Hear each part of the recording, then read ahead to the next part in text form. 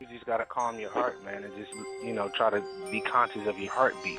You know what I'm saying? Because that's the closest thing to perfection you're gonna get is your heart. So everything that you try to do, if you line, if you move with your heart, you move with that beat of your heart. That's how they came up with them drums.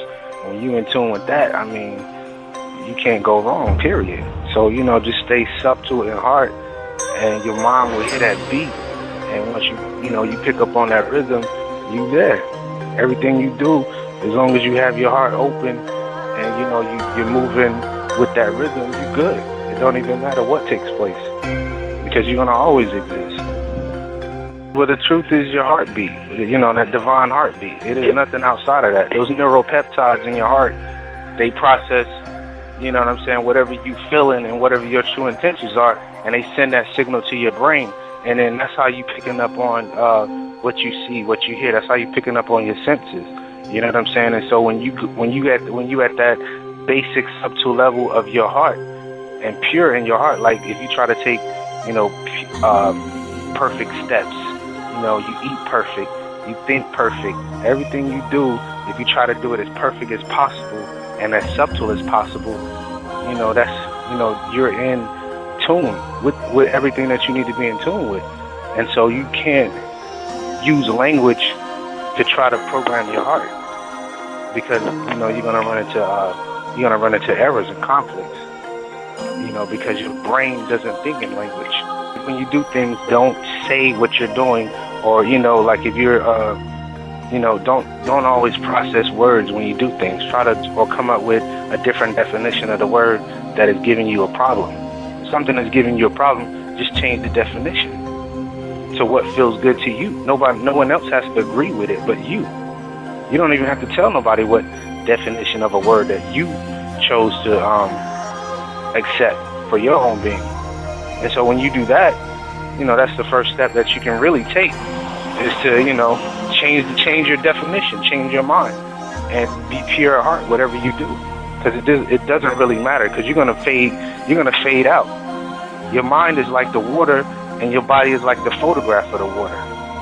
So once you figure out how to channel those waves, you'll get to the other side of the ocean, and that's some of the transcendental teachings of Buddhism, or what they call Buddhism, but it's really mine. Basically, you can look at yourself from a sperm cell. Out of all those hundreds of millions of sperm cells, you made it. You already won. You outdid hundreds of millions of people already, or hundreds of millions of forms of energy. And if you want to look at the Piscean age, but you was the fish that jumped into the aquarium or into that womb and manifested. You already transformed from the light. You already made it. And so all you got to do is realize that. Because this process that we're living out right now has already been played out in the mind of the all. It's already a no. This event is not live. It's not taking place. It takes time for your brain to process what you hear or process your senses in general. So it's not even a live event. So in essence, this event has already been played out. You just have to realize that and catch up with yourself. There is no such thing as someone else having a different idea, because this is, we all on the same earth together. This planet, that's one idea. This whole planet is one idea. Period. You can't even get away from it. Just like leaves on a tree. It's like, okay, every leaf on the tree not the same, but it's still part of the tree. Every human being on the planet is not the same. All their thoughts are not the same exactly, but in essence, we're still on the planet. That's the tree of life. Nobody wants to be their own leaf on the tree. It's like, this mind is tricking, people are being tricked into not being their own leaf on the tree. Because in the end, all the leaves on the tree are going to fall off, and then new leaves are going to come on anyway. Just like everybody that's alive on this planet right now, at one point in time, if you want to use a concept of time, everybody on this planet right now is going to be dead. Or they're going to go through the transition phase, and then it's going to come back, and then there's going to be new leaves. But it's still going to be you in the essence, but just in a different perspective. You may experience every single different leaf on the tree. And that's what you're going through now. You're just not the same leaf that you was prior to last fall. You done sprung out and you're a new leaf. But in essence, if you look at the temple in man and Karnak, the temple wasn't even built perfect, because you have to have imperfection to have perfection. So when you look outside of yourself, like what this person is doing or what that person is doing, it's like you're not focusing on yourself. You're not being your leaf. You're not making, you're not blooming right. Because some leaves, they look green, and some leaves might look brown and raggedy, and then some leaves is all on the ground. Your brain is just processing what's in your heart. And you can make the right decision or you can make the wrong decision, but the best decision is to follow your heart. And so you can't use the language and follow your heart, because based on science and based on biology, there is no language being processed in the body in the first place. It's just your brain processing this. But it's not a language. Right. It's not your body is not. I mean, you are the word in essence, but as far as processing it, we're not there right now. This whole planet is one word. This whole universe, the whole cosmos, all of it is one word. You're not going to be able to process it with a tongue and a brain. You're going to be able to process it with a heart, maybe, or going beyond the senses. You're not going to be able to process it. Because in the beginning, they say it was a word, whether it was a vibration, whether it was a pulse, whether it was a photon or a light, or some type of nebulature or whatever that is. That's not what it really is. It's only symbolic. It's allegorical, but it's not written. The perfect word is not written, and it's not spoken. You can't stop your heart. You're not in control of your heart. You're not in control of none of that shit. Shit is in control of you. You just try to maintain and grab hold of it, and grab hold to the will, or what they call, when you study Buddhism, they talk about that will. You just try to steer it. You're made up of atoms, which are 99.9 to the 12% empty space. You don't even exist. That's true. That's why you get a new. That's why you get a new body every year. How could you get a new body every year if you was physical? That don't even make sense. How come when I breathe, if you breathe, every breath you take, you get 10 to the 22nd power atoms that, create a new heart, create a new liver, create a new stomach, create new skin. Your skin is falling off. It is the ability to transform. And that's why, when Buddha talk about remembering the many transformations that you've been through, can you remember how many people can remember the transformations that they came from that one single cell that first existed? A single cell, one single living organism that brought all this into existence. Do you have the word for that? Do you have can you process that consciously? If you can't, what is you really doing?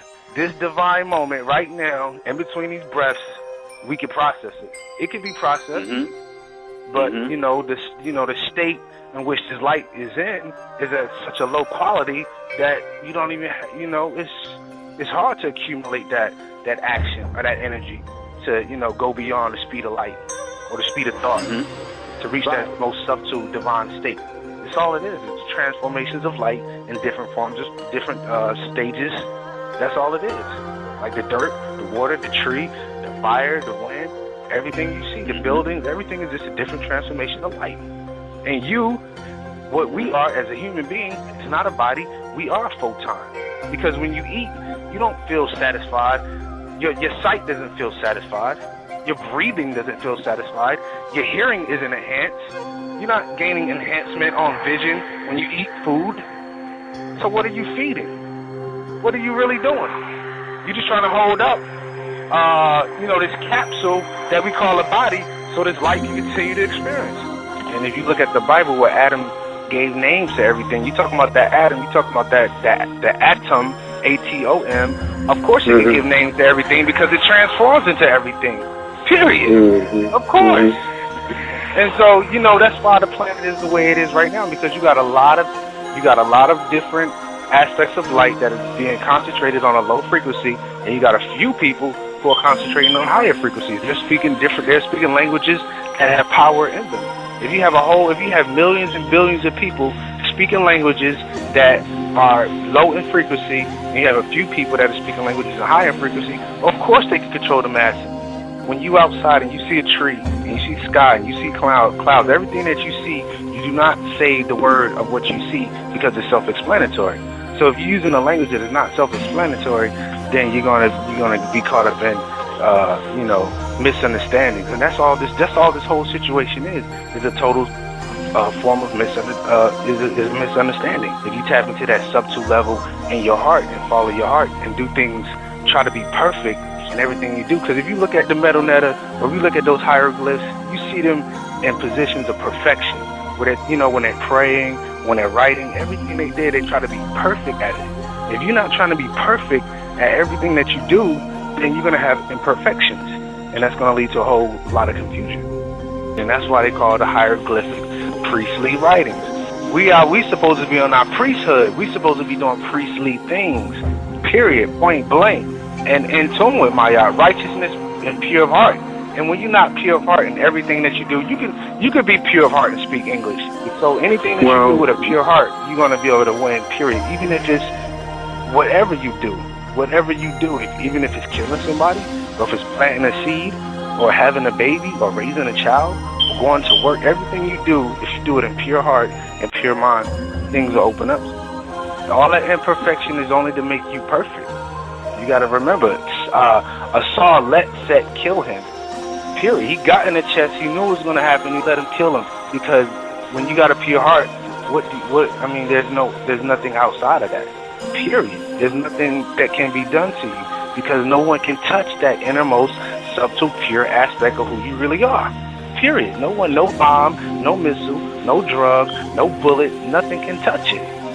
And when you live in that, you'll be active. When you activated on that level, that's what it is. All the imperfect things that you see is only to help you get perfect. So when you focus on the imperfections, the crazy things that you see on the news, the crazy things on the internet, and you give into that, you become more imperfect, and someone is getting perfect off of you. So you got to look at it from a perspective. There is no such thing as God and the devil, or good and bad. There is no such thing as that. And if you perceive that, then you got to figure out, you got to be in the middle of that. You know what I'm saying? Because you totally can't be totally perfect.